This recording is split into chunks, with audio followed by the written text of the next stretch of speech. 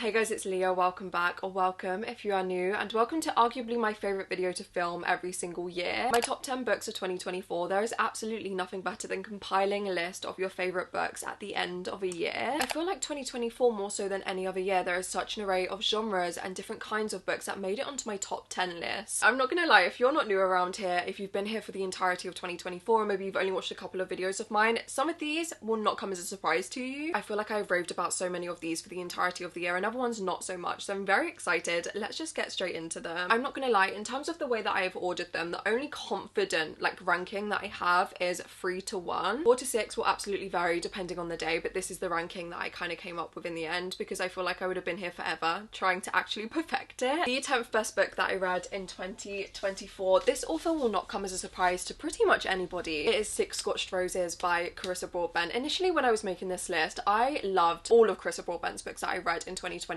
I discovered her in 2024. Since then, she's absolutely become my favourite fantasy author, and I'm so excited to read more from her. But this one in particular, Six Scorched Roses, is the novella in the Crowns of Nixia series in between The Serpent and the Wings of Night and The Ashes and the Star-Cursed King. You can read Six Scorched Roses as a standalone. I would recommend reading it in between the other two, but you can do that, and I would recommend it, period. This was just such an incredible fantasy romantasy novella, and I literally fell in love with it. I think I binge read it. I absolutely could not put it down, and I was just so obsessed with these characters and their chemistry and the tension. One thing about me in a fantasy, I love vampires. That is definitely something I've established in 2024 with this series, but this book, my god, I was just utterly floored by it. I read it, I think, the second that I finished The Serpent and the Wings of Night, and then after this I was like, okay, damn, Carissa Broadbent is absolutely going to become a favourite author for me, so I had to include one of her books on my top 10 list. And out of the entire Crowns of Nixia series, this one is my favourite so far, but I adore this series with my entire heart. I would have that series as a whole on this list. I definitely recommend it if you haven't read it yet. On to the 9th best book that I read in 2024. This one is very different to Six Scorched Roses. This is what I mean when I tell you that I read every single genre. I adore every single genre. I read so many different genres, especially fantasy. I really branched into fantasy in 2024. The variety on this list, I love every single genre, and this kind of proves it. So this is very different to Six Scorched Roses, but I loved it so much and I would definitely recommend it. It is by Grand Central Station, I Sat Down and Wept by Elizabeth Smart. I would say that this is a modern classic. It is a tiny novella. It is one of the most eloquent and beautiful stories on love and slightly unrequited love that I have ever read. I absolutely adored the writing in this. When it comes to a lot of my favourite books, especially literary books, literary fiction, writing for me is definitely the number one thing that I recognise. Don't get me wrong, I love a plot, obviously, I love the characters, obviously, but for me, writing is absolutely the number one thing that I notice. And with this, every corner, every page, every sentence of this was written like a poem, and it was absolutely astonishing. I underlined so much in this book, I literally fell head over heels for it. If I just flick through, shall we find a quote that I can read? Okay, let's see what I land on. Okay, damn, a lot is underlined on this page. I also haven't reread quotes in this book for a really long time, so I have no idea what's going to pop up. So, here's the moon upon the tides, the dew, the rain, all seeds and all the honey of love. My bones are crushed like the bamboo trees. I am the earth the plants grow through, but when they sprout, I will also be a god. That is what I mean. If you love literary novellas that discuss so eloquently and so beautifully love and unrequited love and love in adulthood and how it feels to be an adult, please read this. This was 5 stars, obviously. I absolutely adored it. Again, in a very different vein to all of these, I had to include this. I started this series in 2023. I read the first 2 books in the series in 2023, and then I finished the series in 2024. And this book I read, obviously, in 2024, but it's also the favourite book for me in this entire series. And that is, of course, Daisy Hates and the Great Undoing by Jessa Hastings. I adore the Magnolia Park series. Initially in 2023, when I was going into it, I really was not expecting to like it because the only thing that I kind of heard was that it was heavy miscommunication. One thing about me, but also you, I'm sure, because who the likes a miscommunication trope? I hate it, and I will avoid romance books if I know that it has it in there. But when I started it, I could not stop reading. I became so compelled by these characters, so compelled by the story, and it is definitely a favourite series of mine now. And Daisy Hates and the Great Undoing is definitely my favourite in the series. If you've read the entire Magnolia Park series, please let me know down below if you're a Magnolia Parks girly or a Daisy Hates girl. I feel like if you love this series, yeah, absolutely, you can be both, but I feel like 9 times out of 10, we're one or the other, and I'm definitely a Daisy Hates girl. I so badly want to reread this series this year. I cannot stop thinking about it, and honestly, like, I need a new book. Jessa, Where is it? I feel like in terms of describing a synopsis, I can't really, because it is, what, the 4th in the series, and I would hate to spoil this series for anybody. If you haven't read it yet, please do. When people say it's Gossip Girl set in London with the most messy cast of characters, they are not lying, but it is so fun to read. Equally heartbreaking, I'm not gonna lie, but I love this series and this book specifically so much, so it did not surprise me that it made it onto my top 10 list. I adore it. Another book that I adore, and guys, this series took over my life early 2024. I filmed an entire reading vlog with my best friend where we essentially binge read the entire Once Upon a Broken Heart series. That's upside down. Once Upon a Broken Heart series by Stephanie Garber. Why was that the time of my life? That video still stands as one of my favourite videos I have ever posted. I do go into spoilers, I read all 3 books, but equally there are non-spoiler sections. So whether you've read one of the books, all of the books, or none of the books, you can watch that video and not be spoiled. So obviously if you want to hear my in-depth thoughts of every single book in the trilogy, definitely go watch that video. But this book, The Ballad of Never After by Stephanie Garber, was a cultural reset. This book changed the trajectory of my reading. I knew that I was going to love this series before going into it. I had only heard the best things. Was I still a little bit apprehensive? Absolutely. I never had really read too much YA fantasy as an adult, but I also had always heard that this book was the best one in the series. Babe, people were not lying. Got me fully back into my fantasy era. Genuinely, I do thank this series and reading this series in 2024 for making me want to read so many more fantasies. I love Eva and Jax so much. They are 100% some of my favourite characters that I have ever read from, and the ending of this book actually changed my life. I am obsessed with this book. What I would give, like I said, if you've never read this book before, or this series, I know it is so incredibly popular, so there probably isn't that many of you out there, but if you never have, please count your blessings and enjoy reading it for the first time. I am gonna live vicariously through you. It absolutely made me fall back in love with the fantasy genre. I loved it so much. The 6th spot had to go to Death Valley by Melissa Broder. This book I read very early in 2024, and obviously if I read a book 10 months ago, especially one that is fairly short,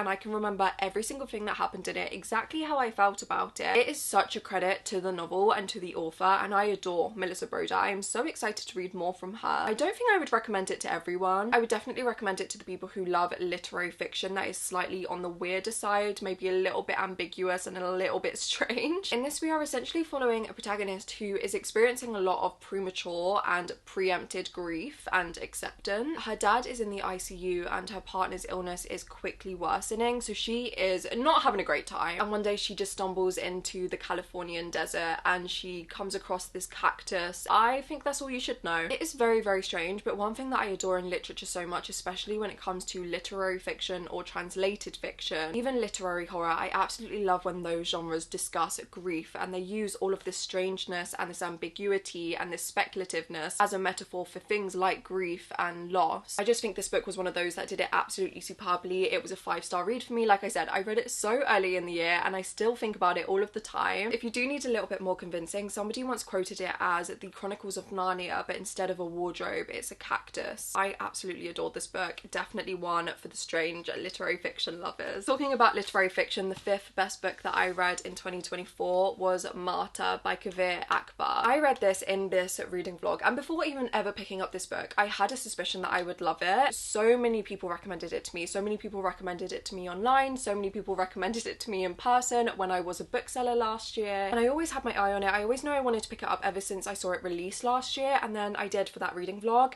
And oh my god, this book exceeded every single one of my expectations. This book is a work of art. This book actually should be framed in a museum. Martyr is such a beautiful, sort of earth-shattering read that really discusses humanity, what it means to die, what it means for your death to mean something to yourself and to others, how to leave a legacy and how to be remembered, and it was just such a powerful, powerful read. I bawled my eyes out. I bawled like a bitch reading this. I'm not gonna lie, I'm not ashamed. In Martyr, we are essentially following Cyrus, who wants to become a martyr. He is obsessed with martyrdom and he wants his death to mean something. He doesn't really care about making an impact in his life. He just more so wants his death and the whole idea of that to leave a legacy. And it is just such an interesting topic of discussion. He meets so many people throughout this book that either abide it or completely go against it and are just so confused by the whole concept. But him as a character was so compelling to read. I was heartbroken every single time I read from his narrative. It's definitely quite a heavy read, but it's one that carries such an impact and is so incredibly imperative, and I was completely floored by it. I want to reread it so bad, but I don't think I'm quite prepared to go through that heartbreak again. It was just astonishing. Obviously a 5-star. disaster. It will break your heart. Like, have tissues ready, but cannot recommend it enough. Okay, on to the fourth best book that I read in 2024. This one was such a surprise to me. I've spoken about this book so many times, especially on my Instagram. Oh my god, I was insufferable when I was reading this book. I posted every single quote, near enough, that I adored from this book on my story. But I found this book randomly when I was at work as a bookseller. I saw it on the table. I saw it in the non-fiction section. Yes, this is a non-fiction book. Went home and I read it and I have fallen in love with it and I'm never going to stop thinking about it. That, of course, is probably not going to be a surprise to many. Philosophy of the Home by Emmanuel Coquillard. This is a non-fiction book on domestic space and happiness. I was never expecting a non-fiction book, I'm not going to lie, to make my top 10 of the year. I don't think a non-fiction book has made my top 10 of the year since like 2022 when I first read The Year of Magical Thinking by Joan Didion, which is still one of my favourite non-fiction books. I'm not going to lie, I initially picked this up as research for my novel. I just saw it and I was like, okay, this sounds perfect for what I'm trying to write about. I'm going to read it. And absolutely, it was such incredible research for my novel, but equally, it was just such incredible to read. This one person's philosophy on homes. I have always found the concept of homes, what constitutes a home, so fascinating. I love discussing things like these. I love anything to do with like haunted homes, buildings carrying memories, like constituting a home as a person, how you can find a home in a place that you don't actually reside in. I just love that so much. I could talk about it for hours. Honestly, I've become a little bit nerdy when it comes to that. And also reading this as somebody who doesn't read a lot of non-fiction, this was so incredibly accessible. Like in many ways, it read somewhat like a novel. It didn't feel like heavy, informative text. Instead, it read like beautiful quotes. I underlined, I feel like, essentially this entire